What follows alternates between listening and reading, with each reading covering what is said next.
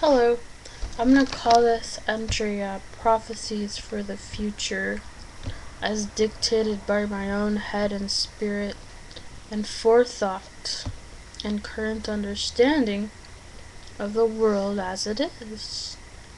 I was just doing another video on stuff. It's about weird stuff.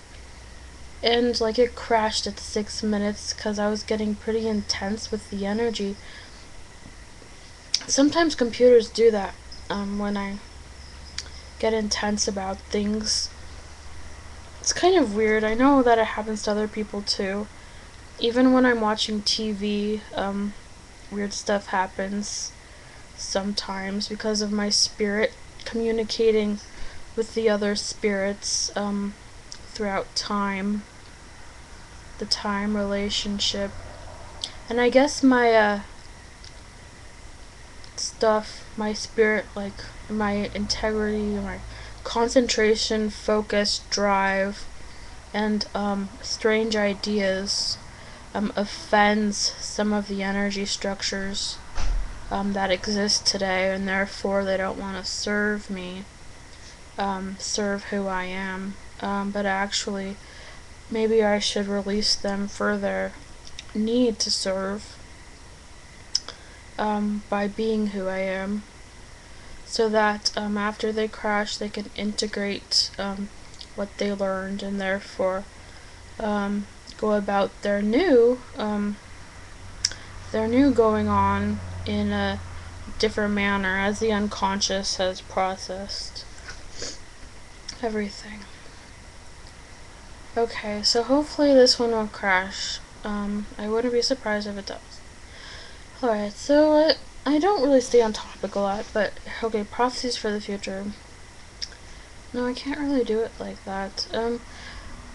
I do have a structural idea that where their consciousnesses are gonna know more about the differences outside of us as time goes on. People will come to realize that today's world, and all that you see in today's world, all the laws that are dictated of today and inside the dictionary of definitions, tomorrow in the great future they may not stand as relevant or necessary for our taste and acceptance of what is life, and as well they may not be true anymore. My boyfriend is peeking in on my conversation. Hi Shannon! Hi kitty kitty! I guess he's gonna say hi. Hi little Mia. Well, see, there's Mia, my kitty. Hi! She's a good cat. Woo! She's balancing on the headboard of our bed.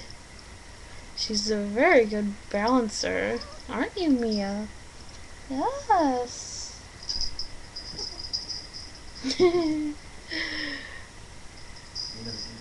Alright, see ya.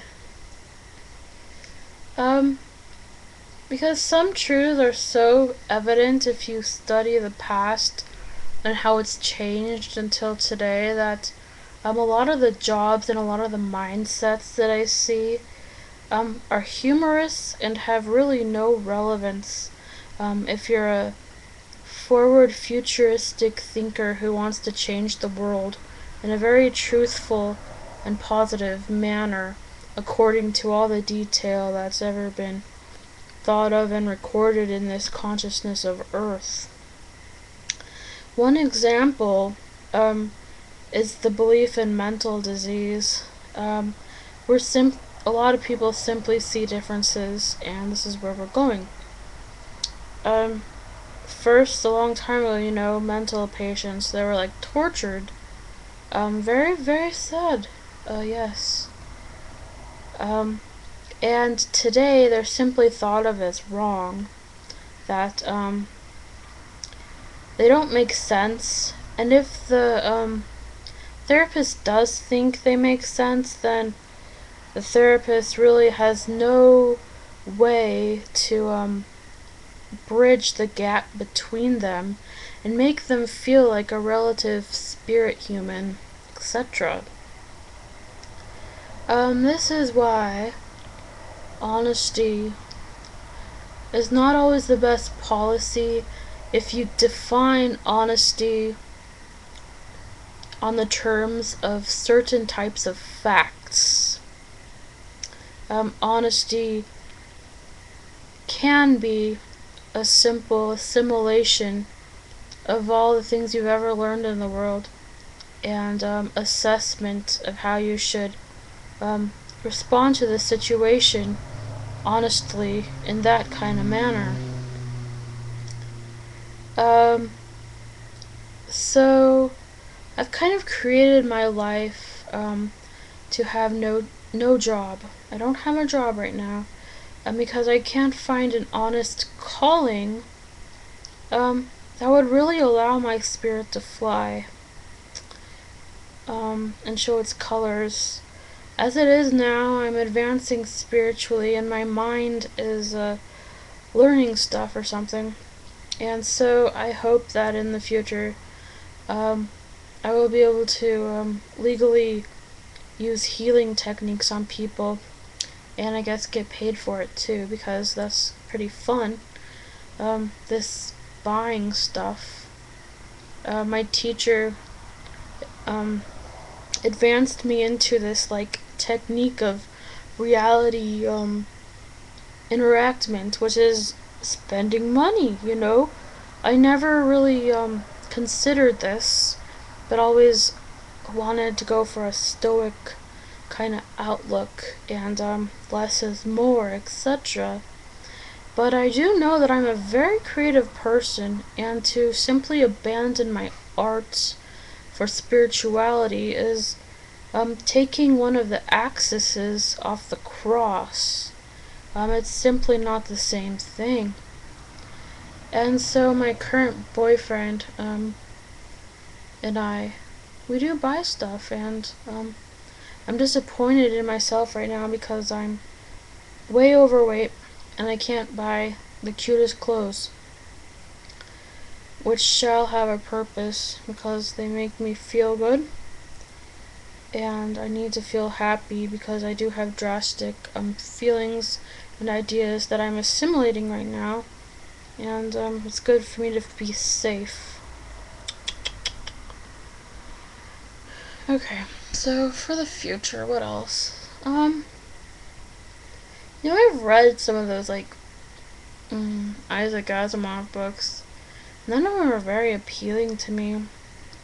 There's a lot of fear in them, a lot of fear, but at least in them they learned how to adapt to the Earth not being the same, you know. As there are a lot of Earth changes, as a lot of people call them, going on. I've been watching the news, the Weather Channel, and it seems like everywhere there's like a hurricane or, tornadoes, every which way. I can't really say for certain whether this is uncommon and stuff, but just by my instincts and slight observance history, it does seem a little excessive than what I remembered in my distant past as a child. And I can see this as very odd and disturbing to some people and to a lot of people. There was a point when I was very scared of the end of the world in 2012. It didn't make logical sense to me why I was scared, because that computer thing that happened in 2000 or whatever, I don't remember, 1900.